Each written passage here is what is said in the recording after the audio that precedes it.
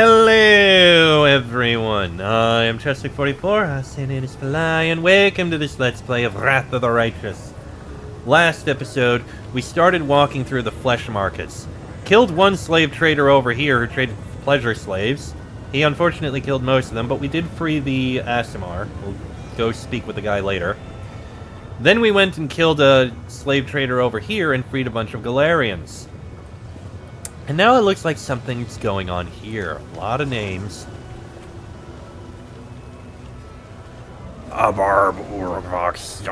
Master Salzakis is delighted to behold Lady Hepzimira and Lady Shamira. It is a great honor for him. How may he assist you? Hepzimira is looking to buy some slaves. The best slaves. It's for an important job. Allow me to present this fine specimen. An extraordinary, belligerent, destructive, and vicious slave. He killed 7 hunters before his capture. Shut your mouth, meatball! Your breath stinks. I don't need gladiators or bodyguards. I'm looking for a pack of strong demons. Ones who are not very bright and can obey orders. Vrax. In that case, perhaps my lady would be interested in this batch of creatures recently captured in the lower city. They are all strong and quite stupid. Hepzimira, what do you want with these puny creatures? They're small fry, fit only to be cannon fodder for the Crusaders. I would suggest... They seem fine to me. Finish the preparations, then send them to the harem of ardent dreams, and be quick about it.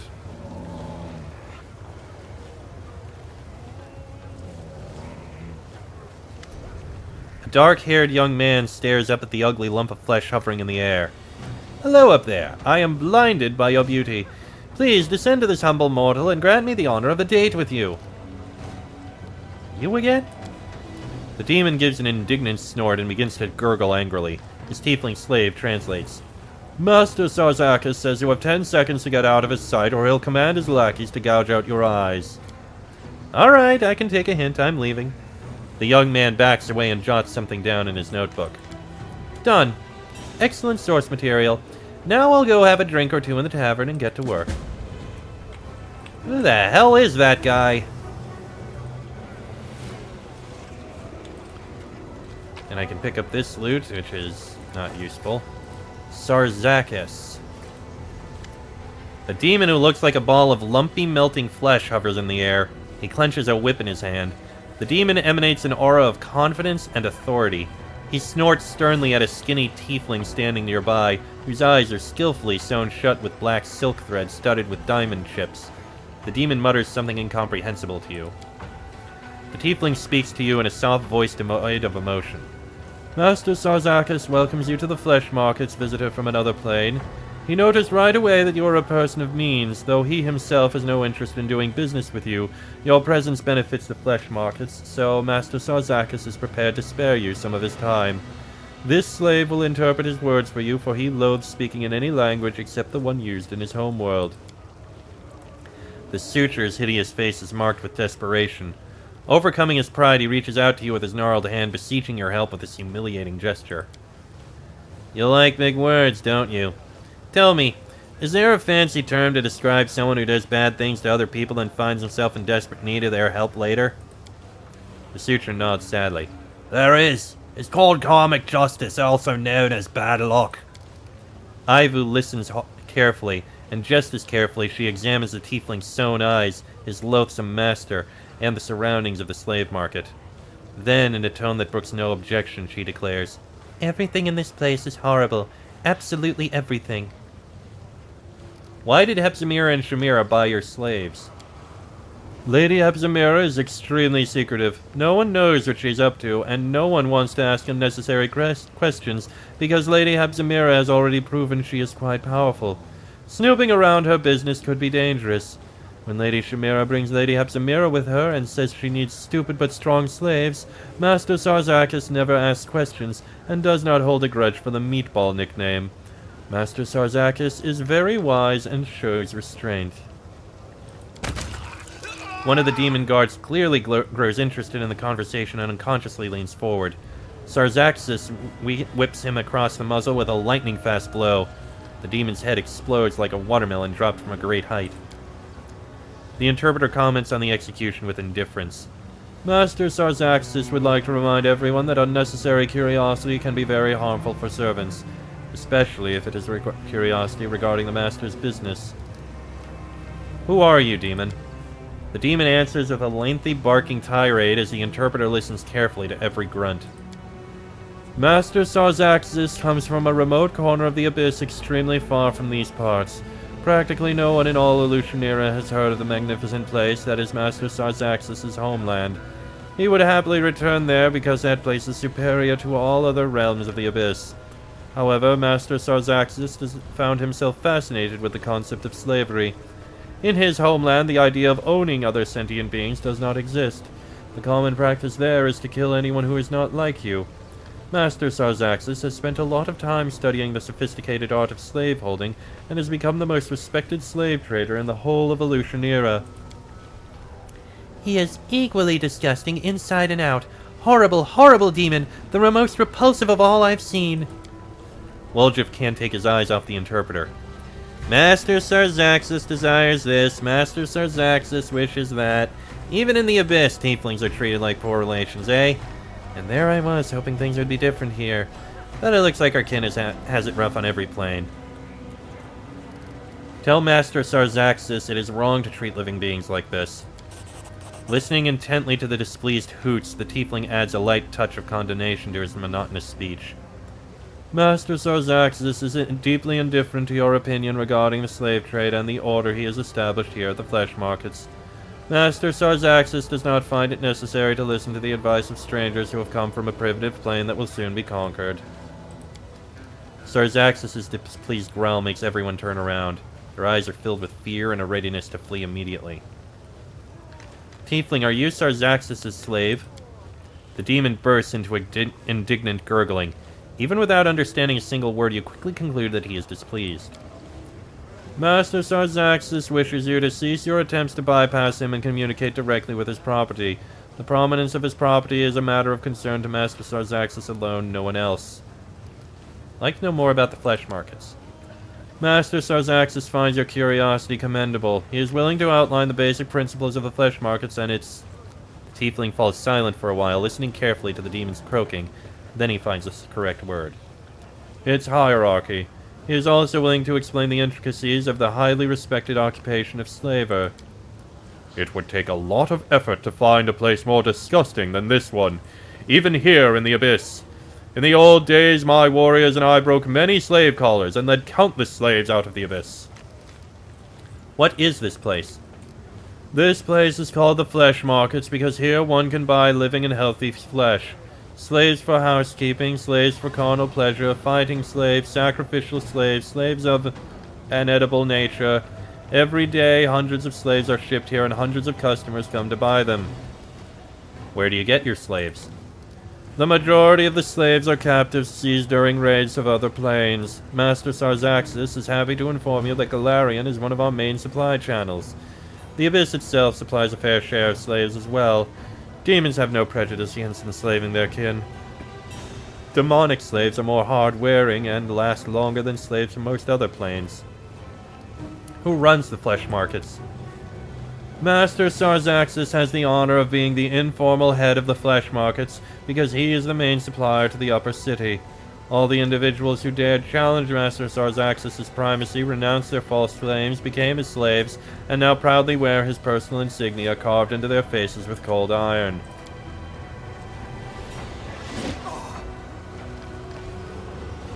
Okay. With a demanding crack of the whip, Sarzaxis calls one of the demons standing nearby. The latter kneels hastily, obediently hides his eyes, and extends his hand palm up. Sarzaxis seems satisfied with this display of obedience, so he lets the demon go by whipping him lightly over the shoulders and leaving a ruby-red welt on his skin. As you may have noticed, Master Sarzaxis' authority here in the flesh markets is absolute. I have to go. Master won't keep you any longer. He wishes to state that he found this conversation very entertaining. He wishes you fruitful training and good meat in your cages. Let me drop a save. I feel like we should save Suture, but let's see how good you are in a fight. Sarzaxis' roar sets the whole flesh markets in motion. Demons everywhere grab their weapons and rush toward you with bloodthirsty grins. It seems that every one of them hopes to win an ounce of the Master Slaver's favor by spilling your blood. The slave with sewn eyes nimbly produces a dagger that looks like a toy. He makes several confident swings. He seems to orient himself using only his hearing, and quite skillfully at that. Okay, that turns everyone against me. This is actually a very bad thing. Okay, we're not gonna do that then. Or at the very least, we're not gonna do that yet. Sell me that dretch then. Sarzaxis begins to snort, spraying saliva. He babbles quickly, which causes short, uncertain pauses in the slave's speech. This dretch, like the other demons in this shipment, is set aside for Lady Hepzimira. Without a doubt, this lazy waste of flesh caught today in the lower city will never prove to be a useful worker, but he still belongs to his new mistress.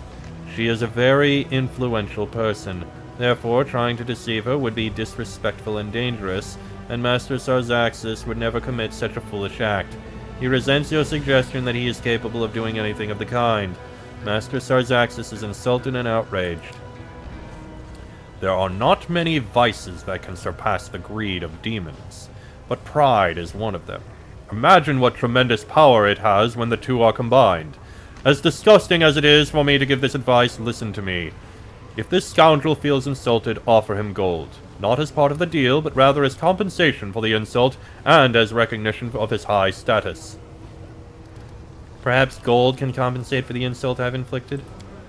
The demon's grumbling abates slightly as a flicker of greed appears in his eyes. Master Sarzaxis finds your idea very reasonable.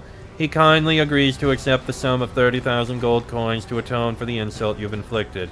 Taking into account your unfamiliarity with local customs, Master Sarzaxis will not demand your hand or eye in recompense. For his part, Master Sarzaxis considers it undesirable to keep this dretch in his stock, for he was the cause of your disagreement. As a gesture of reconciliation, he would like to immediately release him and drive him out so this unpleasant incident might be considered settled and forgotten. Let's leave all grievances and misunderstandings behind. The tiefling translates Sarzaxis' satisfied snort, though it is wholly unnecessary. You understand its meaning perfectly well. Master Sarzaxis congratulates you on a successful purchase. The dretch approaches you, glancing cautiously around. He mumbles in a quiet voice so that only you can hear his words. I have no idea why Hepzimira needs slaves, but from what I've heard, they don't live long. Becoming her property is a death sentence, no doubt about it. Meaning you saved me, so I guess I... The suture appears confused. It seems this miscreation is not accustomed to being shown mercy and simply doesn't know how to express his thanks. How were you captured? I've been wandering the lower city, searching for something. Never you mind what. I mean, that's not what I meant to say. It's a personal matter, yeah, that's the right way to put it.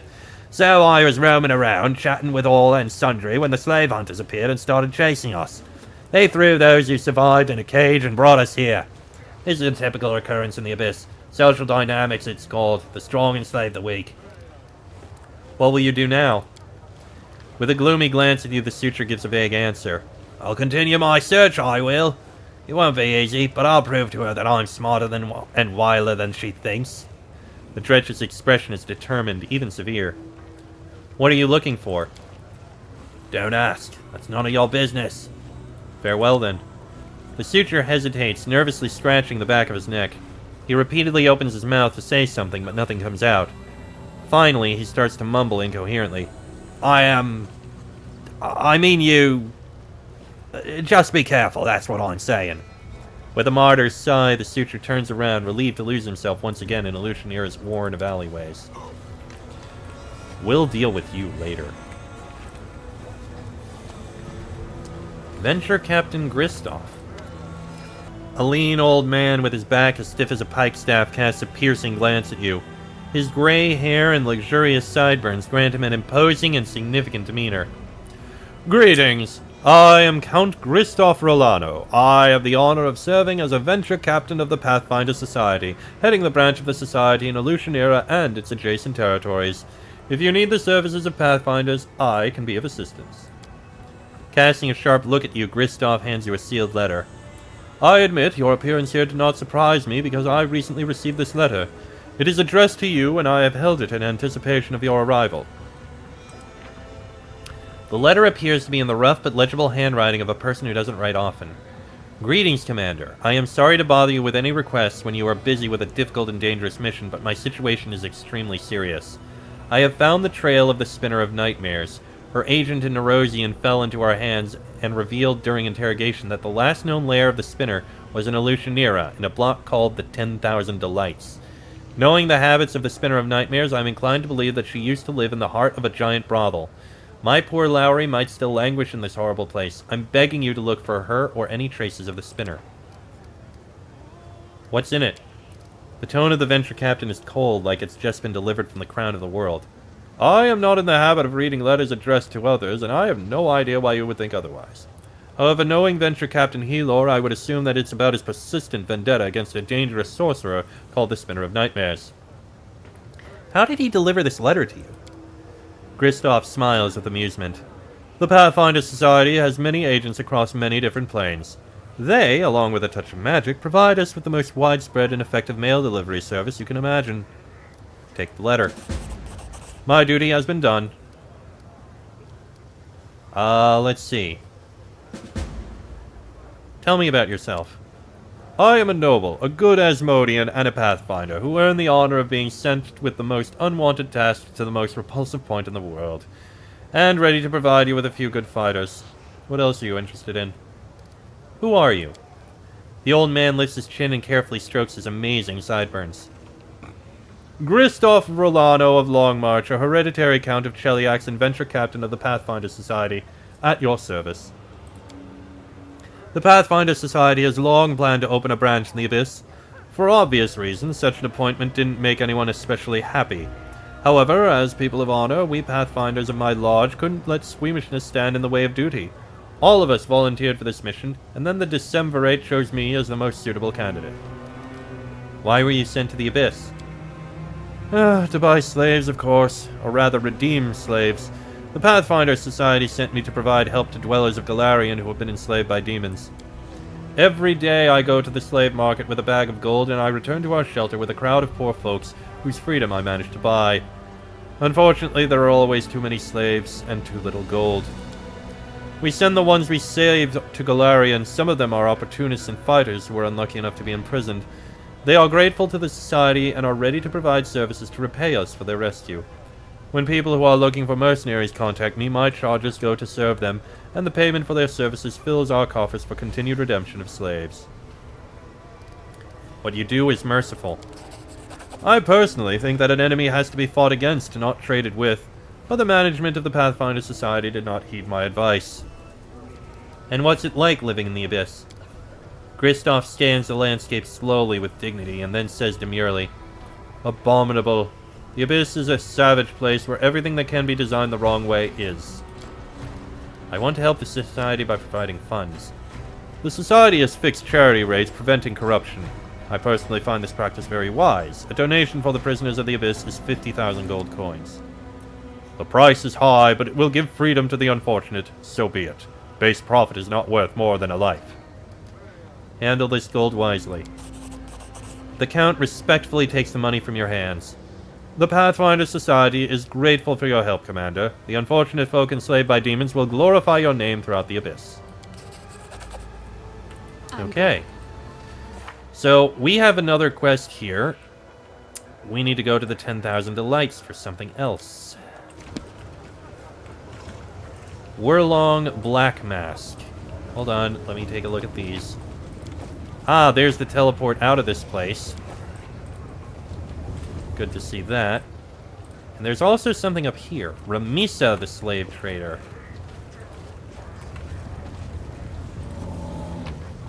Oh, what are these? Jaws of the Jackal. These gauntlets grant a profane vigor effect and +2 bonus to natural armor to all evil creatures summoned by the wearer of these gauntlets. If they summon a Thanademon, they grant it a greater profane vigor effect and +4 natural armor bonus to AC. If it summons any good outsider creature, it will attack the wearer and their allies. Summon creature gains a +2 profane bonus on things. Okay, definitely not going to keep that.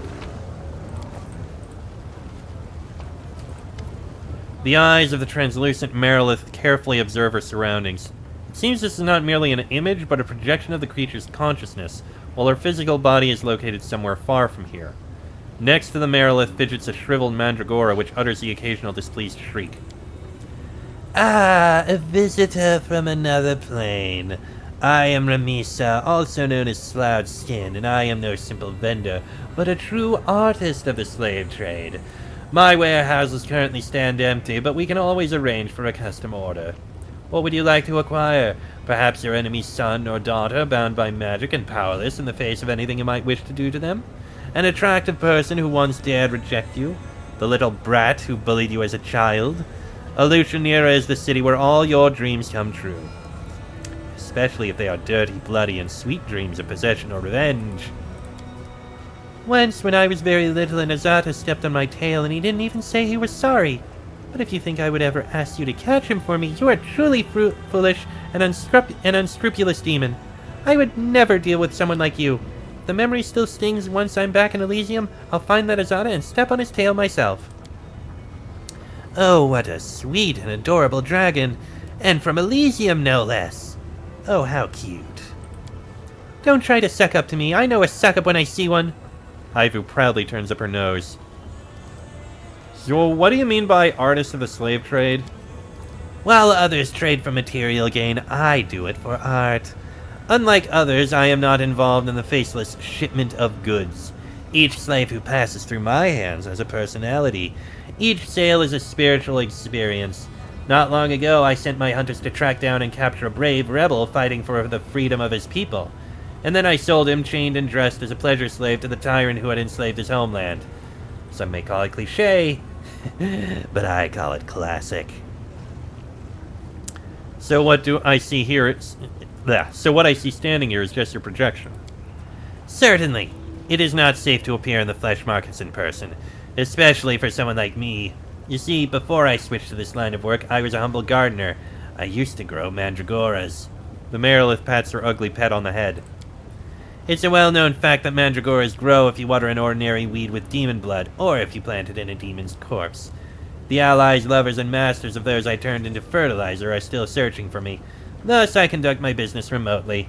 In the same way, when I have slaves to sell, I first show their projections, and only after they are sold do I deliver them to the buyer. I'm leaving. Though I am curious, let me drop a save. So I am curious here, what happens if I try to kill you? Your attack causes no visible harm to the projection. The Marilith yawns theatrically. I'll outlive each and every resident of Alushanira. Theoretically. Wurlong Black Mask. A stern-looking demon stands before you, bristling with what seems an arsenal of weapons, and his copious scars suggest he's been hacked to pieces more than once. His face is hidden under a grotesque obsidian mask attached to his face by thin straps ending in hooks. The hooks are threaded into the skin, and the wounds bleed profusely as if inflicted mere moments ago. The mask resembles a sinister black mollusk enveloping the face of its victim. When he speaks, the slaver's voice is muffled. Greetings, stranger. I am Wurlong, legend of the Battle Bliss.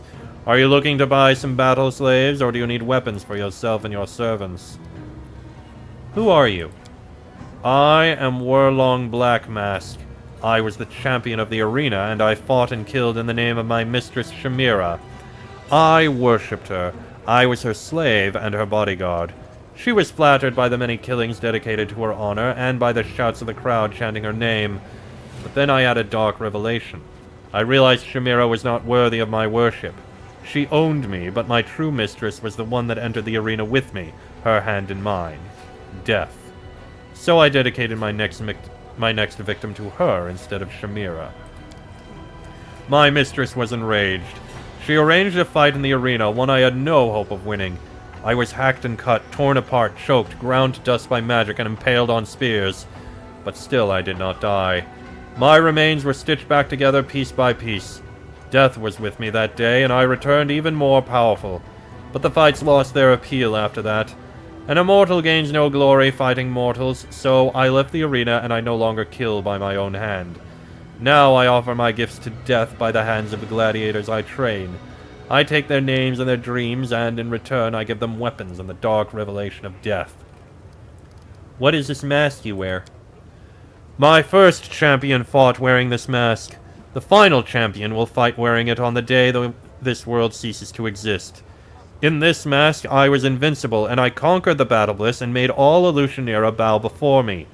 I thought to pass it to Gelderfang, my apprentice, but despite his many talents in the art of killing, he loved his life far too much. He was afraid of death, too frightened to fight me and take the mask.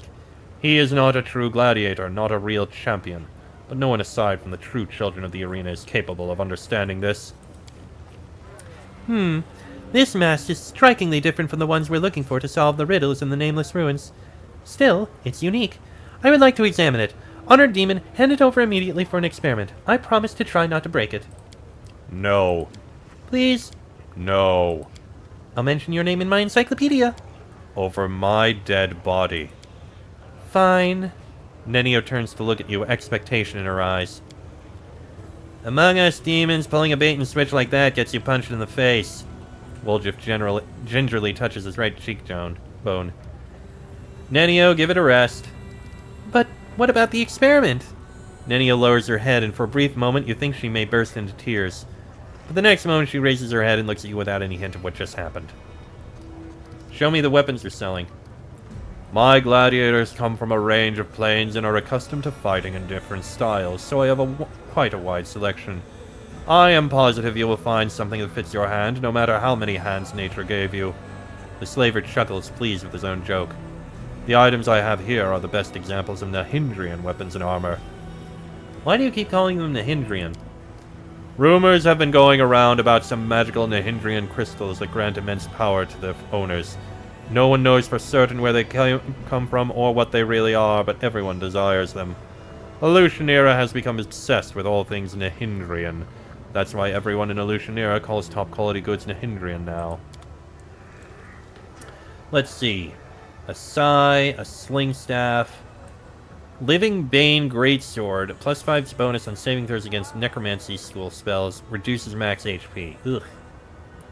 Nunchucks. Flowing Half Plate. Whenever the wearer makes a successful reflex saving throw against an attack that normally deals half... Okay. Gets some evasion, not bad.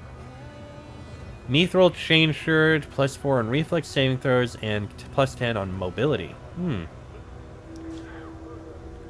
Provokes a shield bash to the attacker whenever its wielder is crit.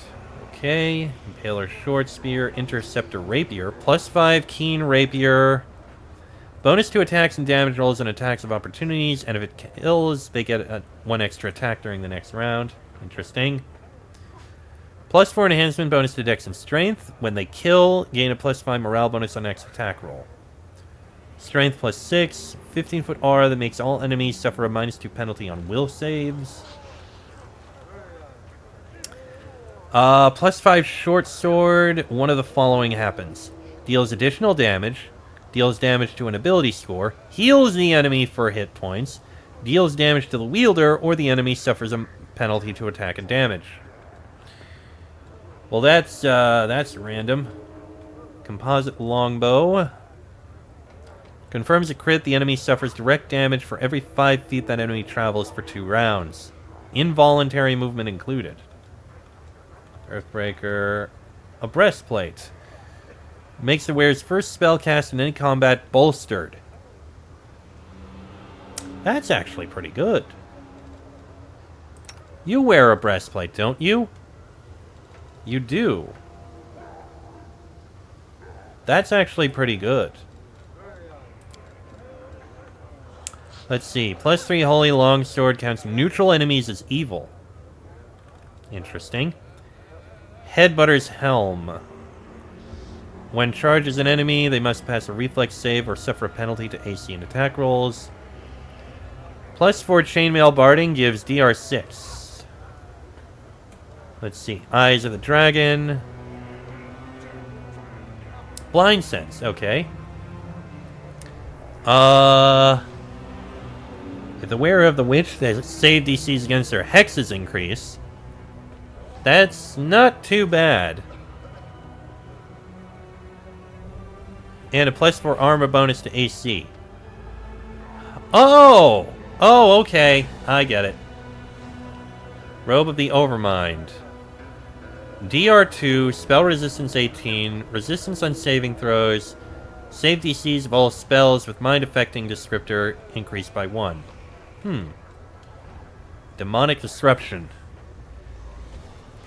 Creature with the demonic spell subtype casts a spell within 50 feet. Must make a con check. If it fails, the spell has no effect. Ooh. Scarab's possessor gains spell resistance 20 and is under the constant effect of Death Ward. Nice. Delicate Silver Brace. +2 luck bonus on saving throws, ability checks, and skill checks. Okay. There is some nice stuff here, even if it is kind of, you know, expensive. Sell the Jaws of the Jackal. Don't need that. Don't need that. Don't need that. +3 composite longbow, leather armor, physical flow. Sell that.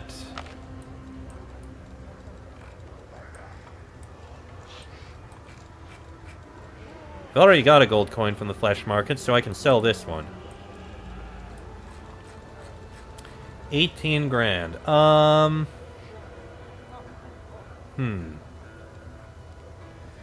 The Medallion of Demonic Disruption could be extremely good. DC equal to 15 plus double the spell's level. So... probably the ones I'd want to get rid of would be 25 to... 33. 33 is the highest level of the DC check, which... I think concentration, they'd probably be able to do that.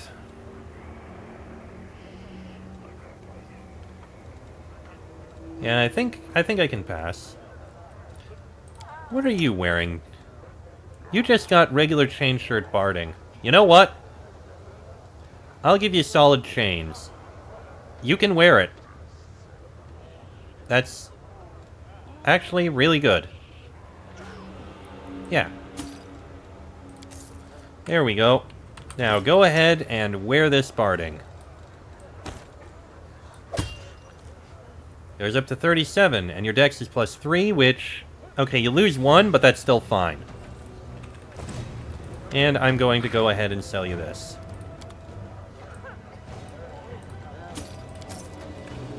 Okay.